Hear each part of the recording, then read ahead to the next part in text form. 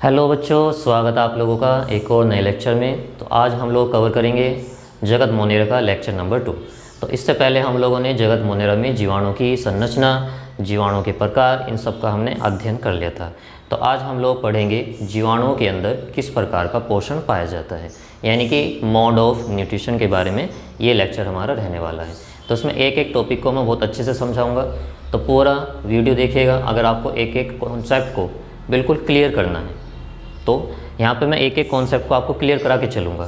एक एक चीज़ मैं बताऊँगा कि कौन सी चीज़ का क्या मतलब है और उसके अंदर क्या क्या चीज़ें एग्जाम्पल की फॉर्म में आपसे पूछी जा सकती है आपके एग्ज़ाम में, या फिर आप नीट का एग्ज़ाम दे रहे हो तो उसमें कैसे क्वेश्चन बन सकते हैं।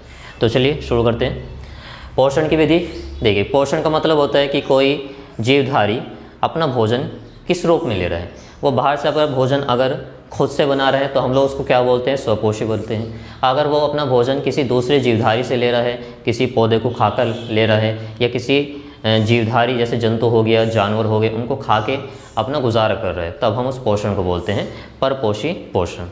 तो जैसे कि प्लांट होते हैं अभी, तो प्लांट क्या करते हैं, वो सूरज की जो लाइट होती है और जो पर्णहरिम होता है क्लोरोफिल, उसकी उपस्थिति में CO2 और जल के संयोग से क्या बनाते हैं, एक ऑर्गेनिक कंपाउंड बनाते हैं, कार्बनिक यौगिक, जिसको बोला जाता है ग्लूकोज। और जबकि हम लोग क्या करते हैं, हम लोग बाहर से रेडीमेड ऑर्गेनिक कंपाउंड बॉडी के अंदर लेते हैं और तब उससे एनर्जी लेते हैं हम लोग। जैसे है मान लीजिए आपने रोटी खाई, तो रोटी के अंदर कार्बोहाइड्रेट है, कार्बोहाइड्रेट बाद में आपके अंदर चलकर ग्लूकोज में कन्वर्ट हो जाता है, और उसी ग्लूकोज का यूज़ हम लोग करते हैं एनर्जी का उत्पादन करने में। Got it. तो पहले से हम लोग समझते हुए आ रहे हैं या पढ़ते हुए आ रहे हैं कि वे कोशिकाएं या वे जीवधारी जो अपना भोजन खुद बना लेते हैं उनको स्वपोषी बोलते हैं, और ऐसे जीवधारी या कोशिकाएं जो अपना भोजन खुद नहीं बना रहे हैं, दूसरों से ले रहे हैं, वे क्या कहलाते हैं, परपोषी कहलाते हैं। लेकिन वो डेफिनेशन आपके 9th या 10th तक चल जाएगी। अभी आपको एक नई डेफिनेशन और ध्यान रखनी है। वो डेफिनेशन क्या है कि स्वपोषी उस जीवधारी को बोलेंगे, ध्यान से सुनिएगा, स्वपोषी उस जीवधारी को बोलना है जो कि बाहर से अकार्बनिक यौगिकों को कंबाइन करा के ऑर्गेनिक कंपाउंड या कार्बनिक यौगिक बनाता है। एक बार और सुनिए, स्वपोषी जीवधारी वो है जो बाहर से कोई अकार्बनिक यौगिक लेगा, जैसे कि पौधे करते हैं तो वे एक CO2 लेते हैं और एक जल लेते हैं, इनके संयोग से वो एक कार्बनिक यौगिक बनाते हैं जिसको ग्लूकोज बोला जाता है। तो जो जीवधारी खुद से ही अकार्बनिक यौगिक को कार्बनिक यौगिक में बदल सकते हैं उसको स्वपोषी बोला जाएगा। और वे जीवधारी जो इसका उल्टा काम करते हैं, यानी कि वो बाहर से रेडीमेड कार्बनिक पदार्थ को अपनी बॉडी में लेते हैं और फिर उससे एनर्जी को जनरेट कराते हैं, तो उन जीवधारी को हम क्या बोलेंगे, परपोषी बोलेंगे। समझे बात। चलिए, तो स्वपोषी पोषण के अंदर दो प्रकार का पोषण जो कि जीवाणु के अंदर पाया जाता है। कौन कौन सा पोषण है वो, एक तो है प्रकाश संश्लेषी और दूसरा है रसायन संश्लेषी। अब यहाँ पर ये जो दोनों प्रकार मैंने दिया है, ये इनके ऊर्जा के स्रोत के आधार पर दिया हुआ है। अब देखिए, किसी भी रिएक्शन को कराने के लिए हमें ज़्यादातर किसी न किसी एनर्जी की ज़रूरत पड़ती है। तो हमें करना क्या है, हमें अकार्बनिक यौगिक को कार्बनिक यौगिक में कन्वर्ट कराना है, तो उसके लिए हमें ऊर्जा चाहिए। तो वो ऊर्जा अगर सूरज की रोशनी से मिल रही है तब इस प्रकार के पोषण को हम क्या बोलेंगे, प्रकाश संश्लेषी पोषण। और अगर ये ऊर्जा किसी केमिकल रिएक्शन से जनरेट हो रही है तब हम इस प्रकार के पोषण को क्या बोलेंगे, रसायन संश्लेषी। तो कोई बात नहीं, अगर यहाँ पे समझ में नहीं आया तो एक एक टॉपिक को अभी डिटेल में और समझाऊंगा। तो फिलहाल यही सोचिए, यहाँ पर ये समझिए कि प्रकाश संश्लेषी वे जीवाणु हैं जो अपने अकार्बनिक पदार्थ को कार्बनिक पदार्थ में परिवर्तित करने के लिए प्रकाश ऊर्जा का प्रयोग करते हैं, जबकि रसायन संश्लेषी वे जीवाणु हैं जो किसी केमिकल रिएक्शन से जो एनर्जी उत्पन्न हो रही है उस ऊर्जा का यूज़ करके अपना अकार्बनिक यौगिक कार्बनिक यौगिकों में बदल देते हैं, तो उनको रसायन संश्लेषी जीवाणु कहा जाता है। अब प्रकाश संश्लेषी में भी दो प्रकार के जीवाणु आते हैं। एक वे होते हैं जो ऑक्सीजन को बाहर निकालते हैं, और दूसरे वो होते हैं जो ऑक्सीजन के अलावा किसी और चीज़ को बाहर निकालते हैं, जैसे सल्फर को बाहर निकाल दिया या फिर आयरन को बाहर निकाल दिया। तो जैसे कि प्लांट करते हैं, तो पौधे क्या करते हैं, CO2 और जल के संयोग से क्या बनाते हैं, ग्लूकोज, और साथ में वह बाई प्रोडक्ट निकलता है ऑक्सीजन। इसी प्रकार से कुछ जीवाणु होते हैं जो कि प्रकाश ऊर्जा को यूज़ करके क्या बना देते हैं, ऑक्सीजन बना देते हैं। तो ऐसे जीवाणु को मैं बोलूँगा ऑक्सीजेनिक बैक्टीरिया। जो ऑक्सीजन के अलावा किसी और चीज़ को बाहर निकालेंगे जैसे सल्फर या आयरन, तब वे क्या कहलाएंगे, एन ऑक्सीजेनिक बैक्टीरिया। तो ऑक्सीजनिक में केवल एक ही तरह के बैक्टीरिया आते हैं, साइनोबैक्टीरिया, जिनको नीले हरे शैवाल भी बोला जाता है। और दूसरे तरह की बात करूँ मैं एनऑक्सीजेनिक, तो इसमें आते हैं सल्फर बैक्टीरिया। अब इस सल्फर भी हम लोग पढ़ेंगे 4 तरह के होते हैं। एक होते हैं ग्रीन सल्फर बैक्टीरिया, दूसरे होते हैं ग्रीन नॉन सल्फर बैक्टीरिया, तीसरे होते हैं पर्पल सल्फर बैक्टीरिया और चौथे होते हैं purple non sulphur bacteria. Got it. चलिए नेक्स्ट है परपोषी पोषण, सॉरी इस पर आते पहले रसायन संश्लेषी पोषण। तो रसायन संश्लेषी जीवाणु ऐसे जीवाणु हैं जो कि किसी केमिकल रिएक्शन के द्वारा जो ऊर्जा मिल रही है उस ऊर्जा को यूज़ करेंगे और अपने अकार्बनिक पदार्थ को किस में बदल देंगे, वो कार्बनिक पदार्थ में बदल देंगे। तब हम ऐसे जीवाणु को बोलते हैं रसायन संश्लेषी या कीमोसिंथेटिक जीवाणु। तो इसमें एग्जाम्पल आते हैं जो नाइट्रोजन का स्थिरीकरण करने वाले जीवाणु होते हैं, जैसे कि नाइट्रोसोमोनास, नाइट्रोकोकस, नाइट्रोबैक्टर, ये सभी एग्जाम्पल आते हैं रसायन संश्लेषी जीवाणु के अंदर।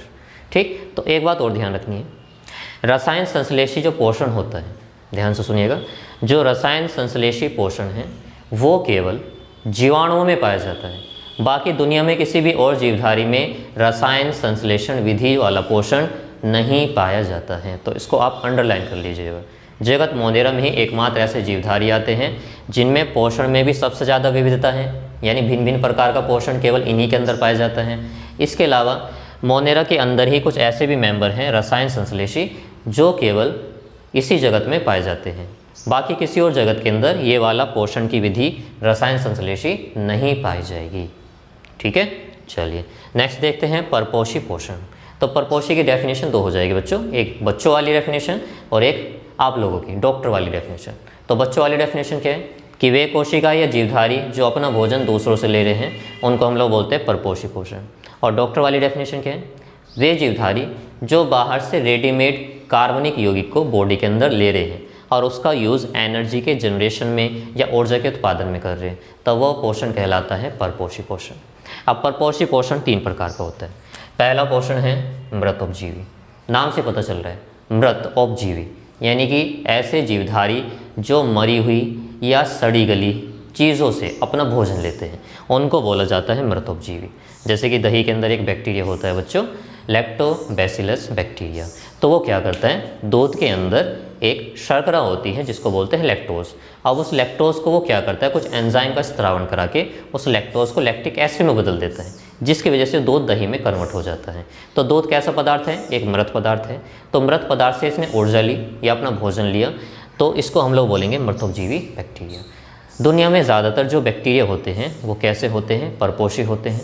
और परपोषी में भी कौन सी कैटेगरी वाले होते हैं, मृतोपजीवी, जिनको अपघटक भी बोलते हैं।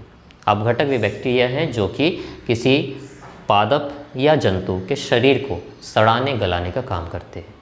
और ये करते कैसे हैं, कुछ एंजाइम को स्रावित करते रहते हैं जिससे उस जीवधारी के अंदर या मरे हुए जीवधारी में जो जटिल कार्बनिक यौगिक है उसको सिंपल कार्बनिक यौगिक में वो परिवर्तित कर देते हैं। ठीक है बच्चों। दूसरा है परजीवी, पैरासिटिक। तो परजीवी वे जीवधारी होते हैं जो कि किसी को बीमार करके या किसी पे आक्रमण करके उसको हमला करके उसको नुकसान पहुंचा के खुद का फ़ायदा पहुंचाते हैं। जैसे कि एक बैक्टीरिया होता है साल्मोनेला टाइफी जो कि टाइफाइड फैलाता है। अब ये टाइफाइड वाला बैक्टीरिया करता क्या है, ये दूषित जल या भोजन के द्वारा शरीर में पहुंच जाएगा। शरीर में जाकर ये हमारे कोशिकाओं को नुकसान पहुंचाता है और ख़ुद का फ़ायदा पहुंचाता है, यानी कि खुद को ये फूड देता रहेगा जो कि हमारे फूड का हिस्सा होता है। इसके अलावा ये जो भी एनर्जी वगैरह मिल रही है उसको यूज़ करता रहेगा और अपनी संख्या में वृद्धि कराता रहेगा।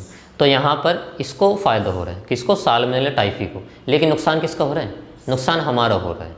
तो हम लोग उसके होस्ट हैं। कौन है, पोषक हैं, और वो परजीवी हैं। तो जहाँ पर एक को नुकसान हो रहा है दूसरे को फ़ायदा हो रहा है, लेकिन जिसको नुकसान पहुँचाया जा रहा है उसको मारना नहीं है। ज़्यादातर परजीवी यही कोशिश करते हैं कि वो अपने होस्ट से ज़्यादा काम चला सके, ज़्यादा से ज़्यादा उसको यूज़ कर सके। वे कभी भी ये नहीं चाहते कि हमारा होस्ट मर जाए, क्योंकि होस्ट अगर मर जाता है तो अल्टीमेटली वो परजीवी भी मर जाएगा, उसका भी लाइफ साइकिल रुक जाएगा। ठीक है बच्चों। तो परजीवी के अलावा नेक्स्ट आता है सहजीवी। सहजीवी यानी कि साथ साथ रहना।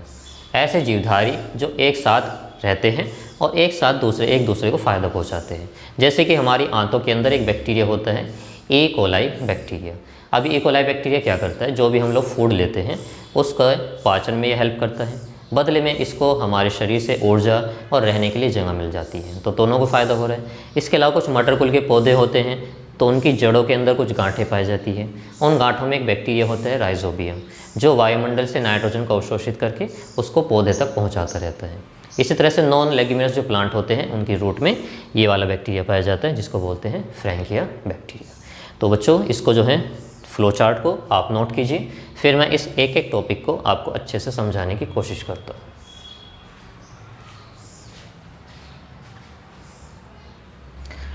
तो बच्चों, अब इन सभी पोषण की विधियों को हम लोग ज़रा डिटेल में समझते हैं। स्वपोषी पोषण किसको बोलते हैं? वे जीवधारी जो अपना भोजन खुद बना लेते हैं वो स्वपोषी कहलाते हैं। ये बच्चों वाली डेफिनेशन है।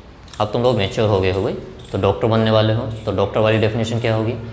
वे जीवधारी या कोशिका जो बाहर से अकार्बनिक यौगिक को लेगी और उसको किसी एनर्जी के यूज़ करके, कोई ऊर्जा का यूज़ करके उसको कन्वर्ट करा देगी एक ऑर्गेनिक सब्सटेंस में, यानी कार्बनिक यौगिक में, तब उसको क्या बोलेंगे? स्वपोषी। जैसे कि पौधे करते हैं, तो पौधे क्या करते हैं? मान लीजिए पौधे की कोशिका है, तो पौधे की कोशिका के अंदर क्या हो रहा होगा? ये CO2 लेगा जो कि हम लोग छोड़ते रहते हैं बाहर, साथ में जड़ों के द्वारा ये जल का अवशोषण करेगा और ये ऊर्जा के रूप में किसको यूज़ करता है? सनलाइट को यूज़ करता है। तो यहाँ पर प्रकाश ऊर्जा रहेगी, क्या रहेगी बच्चों? सनलाइट रहेगी। और साथ में हमें पता है इनके अंदर क्लोरोफिल पाया जाता है, पर्णहरित। तो यहाँ पर ऊर्जा का यूज़ कर रहे हैं ये सनलाइट। तो सनलाइट का यूज़ करके जो अकार्बनिक यौगिक हैं, अकार्बनिक कौन से हैं? CO2 और जल। तो अकार्बनिक को ये किस में बदल देगा? कार्बनिक यौगिक में, CH6, H12 और 6। और साथ में पौधों के अंदर एक बाई प्रोडक्ट निकलता है जिसको बोलते हैं ऑक्सीजन। तो पौधों को बोला जाता है ऑक्सीजेनिक फोटोसिंथेटिक बैक्टीरिया, यानी प्लांट्स, ऐसे पौधे या कोशिकाएं जो प्रकाश ऊर्जा को यूज़ करके अपना भोजन बना रही है और साथ में सह उत्पाद के रूप में ऑक्सीजन को बाहर निकाल रही है। ठीक, तो स्वपोषी हम किसको बोलेंगे? ऐसे जीवधारी जो किसी अकार्बनिक पदार्थ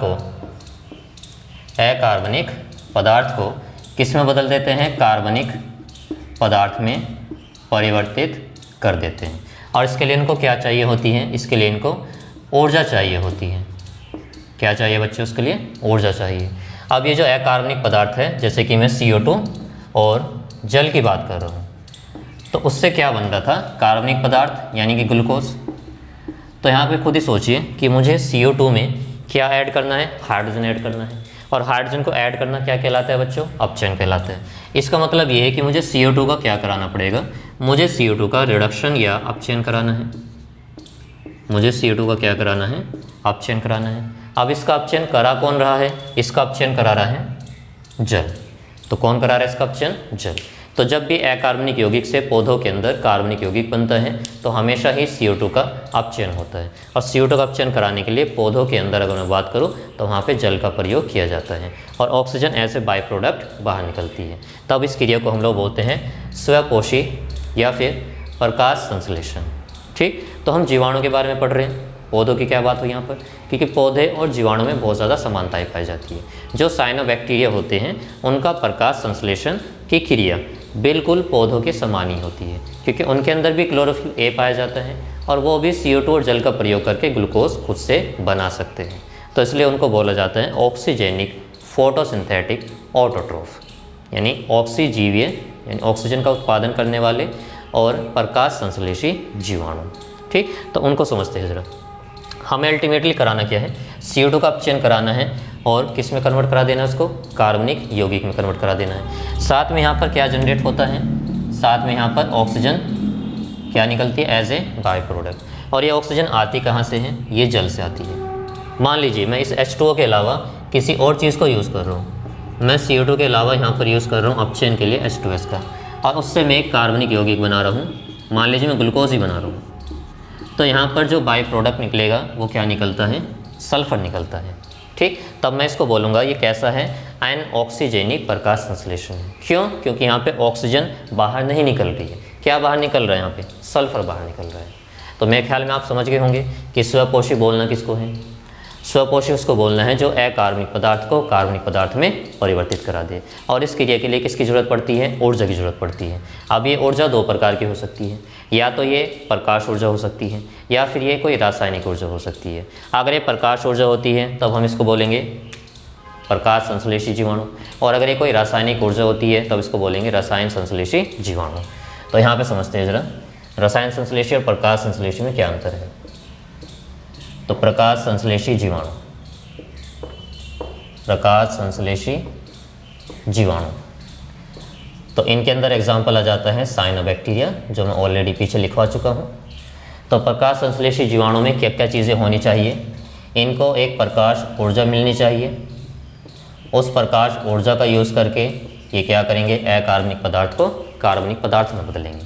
साथ में इनके अंदर कोई ना कोई वर्णक या पिगमेंट मिलना चाहिए, और ये इनके अंदर होता है क्लोरोफिल ए। तो सभी प्रकाश संश्लेषी जीवों के अंदर क्लोरोफिल ए ज़रूर पाया जाएगा। और ये करेंगे क्या, ये कुछ ये ऐसा काम करेंगे, CO2 लेंगे और जल लेंगे। साथ में क्या होगा बच्चों, सनलाइट होगी, यानी कि सूरज का प्रकाश होगा, सनलाइट या सूरज का प्रकाश, और क्लोरोफिल ए की उपस्थिति रहेगी। तो उससे कार्बनिक यौगिक बनेगा जिसको बोलते हैं ग्लूकोज C6H12O6। साथ में यहाँ से निकल जाती है ऑक्सीजन, जो कि एक सह उत्पाद होती है, और साथ में यहाँ पे 6 जल के मॉलिक्यूल भी निकलते हैं। इसको बैलेंस करने के लिए हम यहाँ पे एक काम करते हैं, 6 यहाँ लगा देते हैं, यहाँ पे 12 लगा देते हैं। तो CO2 का हमने क्या कराया बच्चों, अपचयन कराया है। इसका अपचयन कराने में कौन हेल्प कर रहा है, जल हेल्प कर रहे हैं। और जो ऑक्सीजन बाहर निकलती है वो किससे निकलती है, जल से ही निकलती है। इस प्रकार के प्रकाश संश्लेषण को क्या बोलते हैं, ऑक्सीजेनिक प्रकाश संश्लेषण।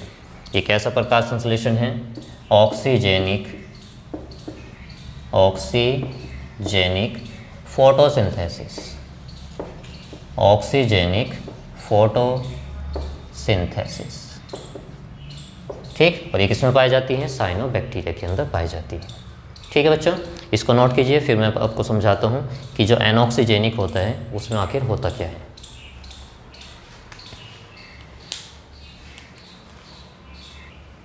तो नेक्स्ट टॉपिक समझते हैं, एनॉक्सी प्रकाश संश्लेषण क्या होता है। देखिए, इनमें क्या होगा, इनकी एक कोशिकाएं हैं मान लीजिए किसी जीवाणु की, इनके अंदर क्या हो रहा होगा, CO2 होगा, और साथ में क्या होगा, H2O के अलावा कुछ और पदार्थ हो सकता है, जैसे कि H2S हो सकता है। और इस H2S का यूज़ करके क्या बनाएंगे, अपना ग्लूकोज बनाएंगे C6H12O6, यानी ये अकार्बनिक यौगिक को कार्बनिक यौगिक में बदल रहे हैं। लेकिन यहाँ पर हम ध्यान देने वाली बात यह है कि जल का यूज़ नहीं कर रहे हैं CO2 के अपचयन के लिए, हम किसका यूज़ कर रहे हैं, H2S का। तो यहाँ पर जो सह उत्पाद निकलेगा वो सल्फ़र निकलता है, सल्फ़र के अलावा कुछ और भी निकल सकता है। अगर यहाँ पर सल्फ़र सह उत्पाद के रूप में निकल रहा है तब हम इसको बोलेंगे सल्फ़र बैक्टीरिया। और सल्फ़र नहीं निकल रहा है, कुछ और पदार्थ निकल रहे हैं, मान लीजिए आयरन निकल रहे हैं, तब उसको हम लोग बोलते हैं या तो आयरन बैक्टीरिया या नॉन सल्फ़र बैक्टीरिया। समझे, सल्फ़र बैक्टीरिया उनको बोलेंगे जो कि सह उत्पाद के रूप में सल्फ़र निकालते हैं, नॉन सल्फ़र उसको बोलना है जो सह उत्पाद के रूप में सल्फ़र को नहीं निकालते हैं। तो इन जीवाणुओं के अंदर भी कुछ 2 चीज़ें मिलना ज़रूरी है, क्योंकि CO2 को हमें किस में कन्वर्ट कराना है, ग्लूकोज में। तो उसके लिए हमें क्या चाहिए होगी, ऊर्जा चाहिए होगी, और वो ऊर्जा यहाँ पर क्या रहती है, प्रकाश होता है। तो यहाँ पे प्रकाश ऊर्जा का यूज़ किया जाएगा। ठीक है, साथ में यहाँ पर वर्णक भी होंगे, लेकिन वर्णक यहाँ पर क्लोरोफिल नहीं होता है। वर्णक 2 तरह के होते हैं, एक पर्पल कलर का और एक ग्रीन कलर का।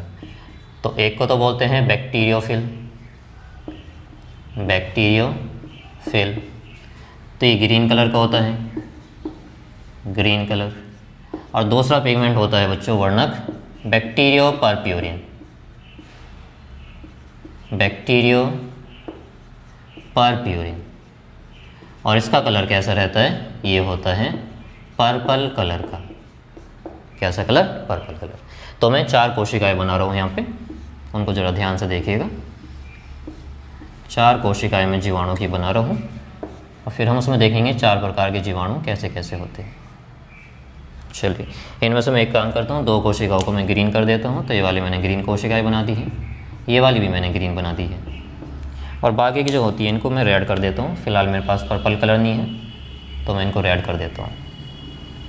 देखिए बच्चों, ये वाला जो जीवाणु है, ये वाला जीवाणु ये क्या कर रहा है, ये CO2 और H2S को यूज़ कर रहे हैं और उससे अपना ग्लूकोज बना रहे हैं C6H12O6, और साथ में सल्फ़र को बाहर निकाल रहे हैं। इसके पास में पिगमेंट कौन सा है, ग्रीन कलर का है। उत्पाद कैसा निकल रहा है, सल्फ़र निकल रहा है। तो इसका नाम क्या होना चाहिए, इसको हम बोलेंगे ग्रीन सल्फ़र बैक्टीरिया। क्या नाम रहेगा इसका, ग्रीन सल्फर बैक्टीरिया। ये नाम कैसा है इसका? इसमें ग्रीन पिगमेंट है जो कि बैक्टीरियोफिल है। सल्फर को ये सह-उत्पाद के रूप में बाहर निकाल रहा है, इसलिए इसको बोलेंगे ग्रीन सल्फर बैक्टीरिया। कुछ जीवाणु ऐसे भी हो सकते हैं जो CO2 और साथ में कोई दूसरा पदार्थ होगा, मान लिए H2A होगा कोई, और इसका यूज़ करके क्या बना रहे हैं C6H12O6, और सल्फ़र के अलावा कुछ और पदार्थ निकल रहे हैं, मान लेते हैं कि कोई A पदार्थ निकल रहा है। तब हम इस जीवाणु को नाम क्या देना चाहिए? ग्रीन कलर का ये है, ये भी था, बिल्कुल है। ये सल्फ़र बाहर निकाल रहा था, ये सल्फ़र बाहर नहीं निकाल रहा, तो इसका नाम होगा ग्रीन नॉन सल्फ़र बैक्टीरिया। क्या नाम रहेगा इसका? Green non sulphur bacteria. समझे बच्चों? ठीक, चलिए अगले 2 कोशिकाएं देखते हैं। अब ये 2 कोशिकाएं क्या करती है बच्चों? इनका कलर कैसा है? इनका कलर पर्पल मान लीजिए, मैंने आपसे रेड दिखाया क्योंकि पर्पल मार्कर नहीं है मेरे पास। तो ये जीवाणु क्या करेंगे? इसमें से पहला वाला जीवाणु H2S को यूज़ करेगा, ग्लूकोज बनाएगा, O6 प्लस में सल्फ़र बाहर निकालेगा। अब ये कैसे कलर का है? ये पर्पल कलर का है, और ये सह-उत्पाद के रूप में क्या निकाल रहे हैं? सल्फ़र। तो इसका नाम क्या होना चाहिए? खुद ही सोचिए, सोचिए जल्दी। Purple sulphur bacteria. बहुत बढ़िया, पर्पल सल्फ़र बैक्टीरिया, है ना आसान? दूसरा वाला उसमें उल्टा कर दीजिए, जैसे मैंने यहाँ पे लिया हुआ है। इनको ग्रीन नॉन सल्फ़र बैक्टीरिया बोला था, तो सोचिए उसको क्या बोलना है, खुद ही सोचिए।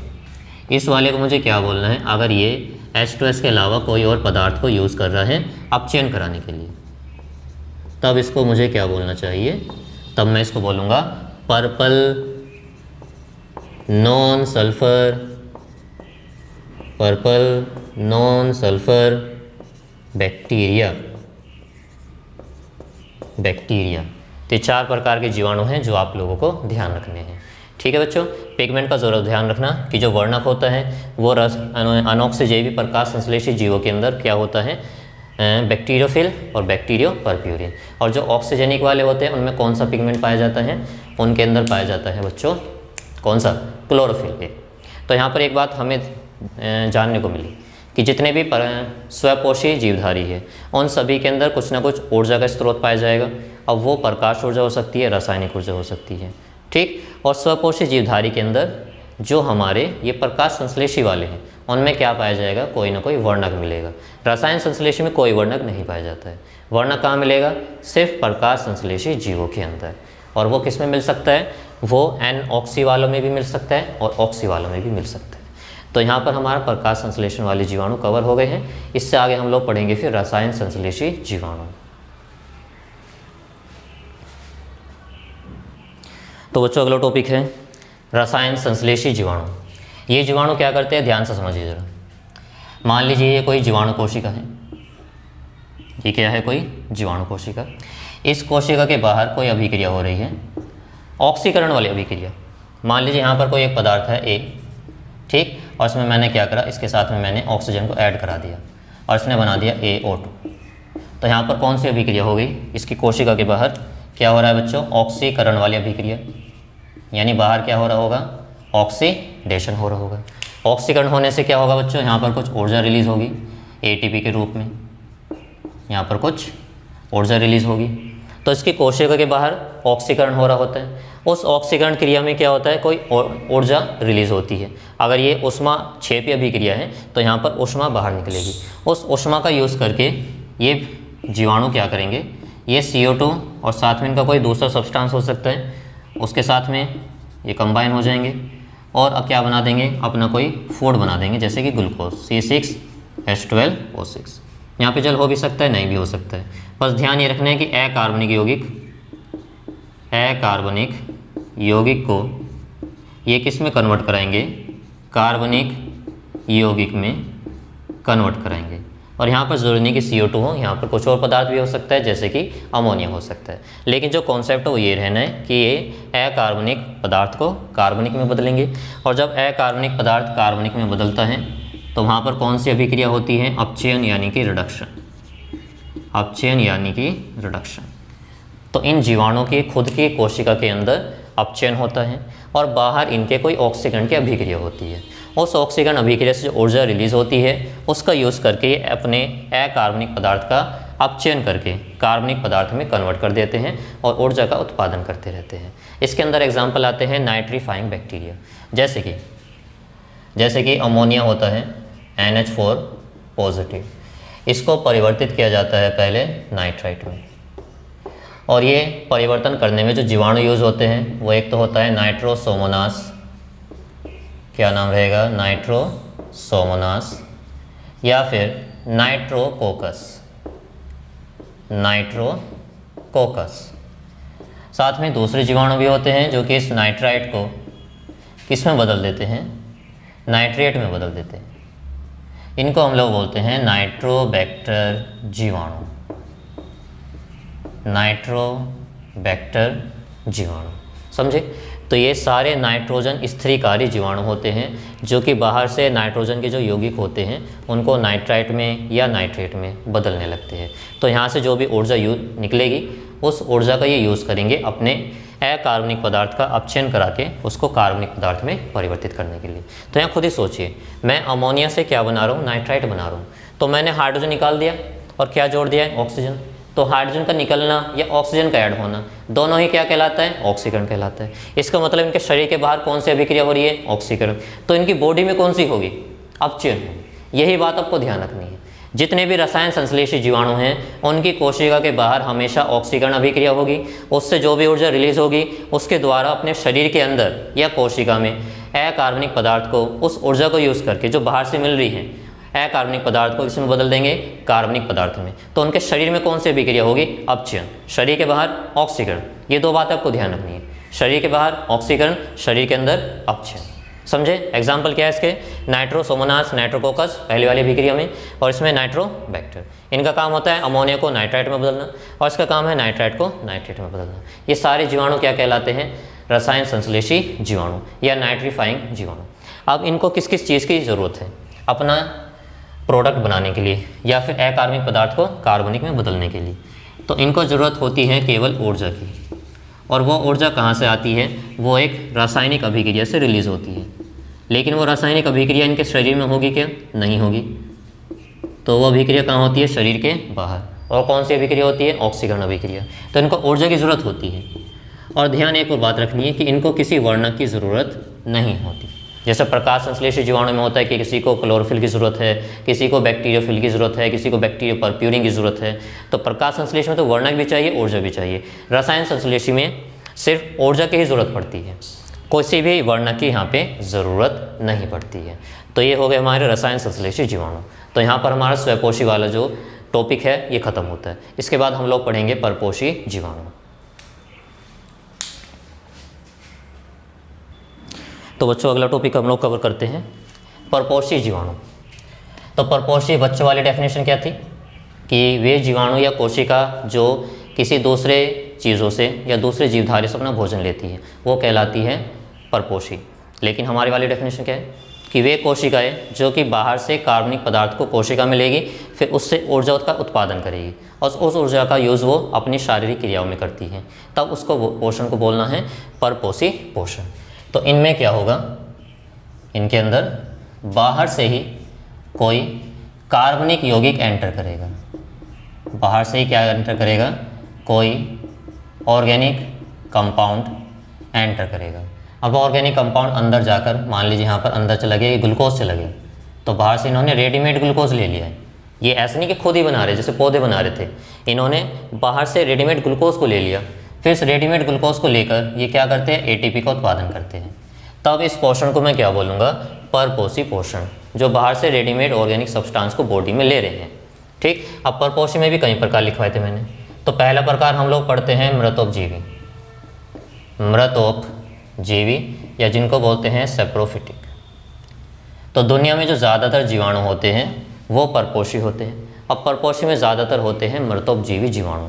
तो इनके नाम से पता चल रहा है ये ऐसे जीवाणु हैं जो डेड या मरी हुई चीज़ों से अपना भोजन लेते हैं। जैसे मान लीजिए कोई लकड़ी का टुकड़ा ज़मीन पे गिर गया, या जैसे हम इंसानों को मरने के बाद ज़मीन के अंदर दफना देते हैं, तो धीरे धीरे क्या होता है, जो मिट्टी के अंदर सूक्ष्म जीव हैं जैसे कवक हो गया, जीवाणु हो गया, तो धीरे धीरे वो क्या करते हैं, शरीर के अंदर जो भी जटिल कार्बनिक यौगिक हैं उनको तोड़ तोड़ कर छोटे छोटे सरल यौगिकों में परिवर्तित करते रहते हैं और इस प्रक्रिया के दौरान उनको भोजन भी मिलता रहता है और उनको ऊर्जा भी मिलती रहती है। तो वहाँ पर वो फूड सोर्स के रूप में किसको यूज़ कर रहे हैं, डेड चीज़ को यूज़ कर रहे हैं, खुद से नहीं बना रहे, वो बाहर से खुद ही वो क्या ले रहे हैं, कोई ऑर्गेनिक सब्सटेंस बॉडी के अंदर एंटर करा रहे हैं। तब इस क्रिया को हम लोग बोलते हैं मृतोपजीवी। तो ये करेंगे क्या कि मान लीजिए कोई डेड जीवधारी है, ये कोई मरा हुआ जीवधारी है, ये मान लेते हैं कोई लकड़ी का टुकड़ा है, ठीक, इसके ऊपर ये कोई जीवाणु आया, मान लीजिए ये कोई जीवाणु आया, तो ये जीवाणु क्या करेगा, इसके ऊपर कुछ एंजाइम का स्त्रावण कराएगा। ये क्या कराएगा बच्चों, कुछ पाचक एंजाइम का स्त्रावण कराएगा। तो ये एंजाइम क्या करेंगे, ये एंजाइम एक काम करेंगे, इसके अंदर जो भी जटिल कार्बनिक पदार्थ है, जटिल यौगिक या जटिल कार्बनिक पदार्थ, उसको ये कन्वर्ट करा देंगे सिंपल कार्बनिक पदार्थ में, यानी सरल कार्बनिक यौगिक में, सरल कार्बनिक यौगिक में, और उसी को फिर ये यूज़ कर लेते हैं as a source of energy या एटीपी का उत्पादन करने के लिए। तो जैसे आप लोगों ने घरों के अंदर दही जमाई होगी, तो दूध से हम लोग दही जमाते हैं, तो दूध के अंदर एक शर्करा होती है जिसको बोलते हैं लैक्टोज शर्करा, लैक्टोज। अब इस लैक्टोज पर एक जीवाणु काम करता है जिसको बोलते हैं लैक्टोबैसिलस जीवाणु, लैक्टोबैसिलस जीवाणु। अभी लैक्टोबैसिलस क्या करता है, लैक्टोज एक जटिल कार्बनिक यौगिक है, ठीक, इसको ये परिवर्तित कर देता है लैक्टिक अम्ल में, जो कि एक सरल कार्बनिक यौगिक है, और फिर इसका ये यूज़ करता है एनर्जी को बनाने में। तो यहाँ पर ये जो दूध है बच्चों, तो दूध कैसा पदार्थ है, ये मृत पदार्थ है। तो मृत पदार्थ के अंदर जो कार्बनिक यौगिक है, जटिल कार्बनिक यौगिक, ये उसको परिवर्तित कर रहा है एक सिंपल कार्बनिक यौगिक में, और फिर इसी प्रक्रिया के दौरान इसको ऊर्जा और फूड भी मिल जाता है। तो इस हम लोग बोलेंगे कैसा पोषण है, ये मृतोपजीवी पोषण है। दुनिया में ज़्यादातर जीवाणु कैसे हैं, मृतोपजीवी है बच्चों, ठीक है, इसको नोट कीजिए। अगले कैटेगरी देखेंगे फिर हम लोग। तो नेक्स्ट है बच्चों परजीवी जीवाणु। अब परजीवी क्या होते हैं बच्चों, जैसे कि आप लोगों ने कोरोना वायरस के बारे में तो सुना होगा, खैर वो तो वायरस है, उसने क्या करा था, वो शरीर के ऊपर हमारे आक्रमण करता है और फिर हमारे शरीर की जो कोशिकाएं है उसको नुकसान पहुंचाता है, लेकिन बदले में उसको खुद को फ़ायदा होता रहता है। वो अपना खुद का गुणन या मल्टीप्लिकेशन करता रहता है, अपनी आबादी बढ़ाता रहता है, लेकिन नुकसान हमें हो रहा है।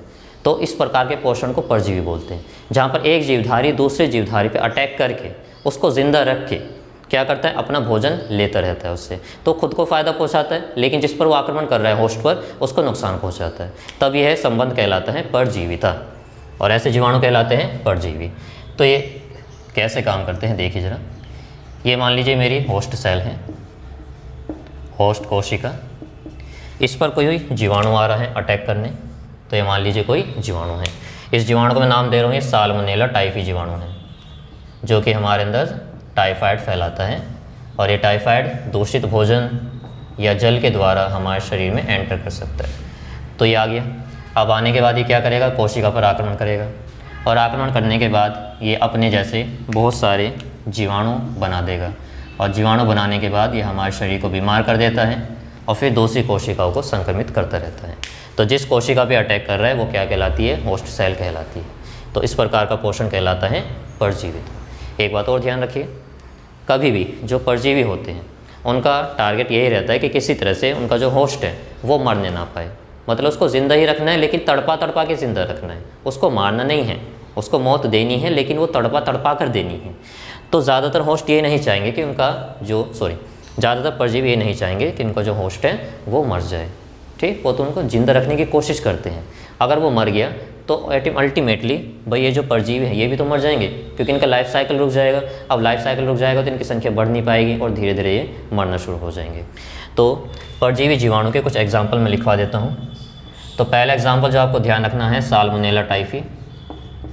साल्मोनेला टाइफी जो हमारे अंदर क्या रोग फैलाता है, टाइफाइड फैलाता है, टाइफाइड। और कोई बीमारी सोचिए जो कि जीवाणु से ही होती है, जैसे कि मैं बात कर रहा हूँ माइकोबैक्टीरियम ट्यूबरकुलोसिस, माइकोबैक्टीरियम ट्यूबरकुलोसिस। तो ये हमारे अंदर टीबी या ट्यूबरकुलोसिस फैलाता है, ट्यूबरकुलोसिस। तो ये क्या फैलाते हैं हमारे अंदर, टीबी या ट्यूबरक्लोसिस फैलाते हैं। इसके अलावा पौधों के अंदर भी होता है। पौधों में एक जीवाणु होता है ज़ैंथोमोनास सिट्राई, ज़ैंथोमोनास सिट्राई। तो ये नींबू वगैरह के अंदर सिट्रस कैंकर रोग पैदा करता है, सिट्रस कैंकर रोग। इसके अलावा और भी जीवाणु होते हैं जो कि हम लोग पढ़ेंगे मानव स्वास्थ्य एवं रोग वाले चैप्टर के अंदर।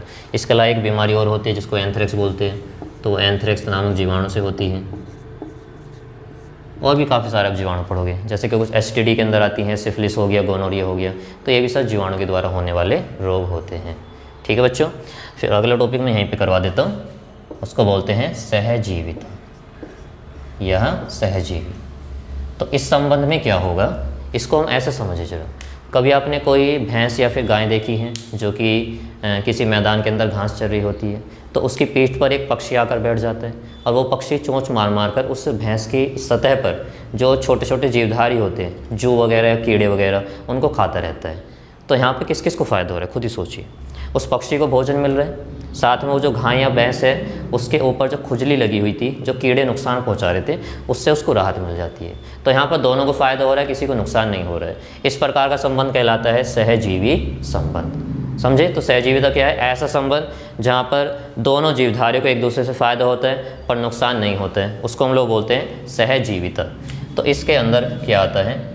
इसके अंदर आता है मटर कुल के पौधों में एक जीवाणु पाया जाता है उनकी गांठों के अंदर। तो लेग्यूमिनस पौधों की जड़ों में, पौधे में एक जीवाणु होता है जिसको बोलते हैं राइजोबियम। राइजोबियम ये क्या करता है? जो भी मिट्टी या वायुमंडल में नाइट्रोजन वगैरह होती है उसका ये स्थिरीकरण करता रहता है और पौधे को उपलब्ध कराता रहता है। बदले में पौधे से इसको ऊर्जा वगैरह, भोजन वगैरह, रहने के लिए आवास, ये सब चीज़ें मिल जाती है। तो देख रहे हो यहाँ पे दोनों को फ़ायदा हो रहा है, किसी को भी नुकसान नहीं हो रहा है। इसके अलावा कुछ नॉन लेग्यूमिनस प्लांट होते हैं जैसे एलनस, नॉन लेग्यूमिनस पादप। तो उस पादप का नाम दे रखा है आपके मिनरल न्यूट्रिशन वाले चैप्टर के अंदर एलनस, और एलनस में जो जीवाणु पाया जा रहा है उसका नाम होता है फ्रैंकिया। तो फ्रैंकिया एक सहजीवी जीवाणु है जो कि नॉन लेग्यूमिनस पादप की जड़ में पाया जाता है, जैसे एलनस के अंदर। नॉन लेग्यूमिनस वे पादप होते हैं जो लेग्यूमिनस से अलग होते हैं। लेग्यूमिनस के अंदर आता है आपके दाल और आपके मटर हो गया या फिर राजमा हो गया, ये सब लेग्यूमिनस में आते हैं। तो इनकी जड़ों में राइजोबियम पाया जाएगा। इनके अलावा किसी और पादप में अगर जीवाणु पाए जा रहे, सहजीवी जीवाणु, तब उन पादपों को हम लोग बोलते हैं नॉन लेग्यूमिनस पादप। और उसका एक एग्जाम्पल है पादप का एलनस, और इसकी जड़ में जो जीवाणु पाया जा रहा है वो क्या कहलाता है? फ्रैंकिया कहलाता है। तो यहाँ पर हमारा पोषण की जो विधि है जीवाणु के अंदर वो कवर होती है। इसके बाद में फिर हम लोग जनन वगैरह के बारे में और इसके आर्थिक महत्व के बारे में पढ़ाई करेंगे। तो तब तक के लिए जय हिंद, मिलते हैं अगले लेक्चर में।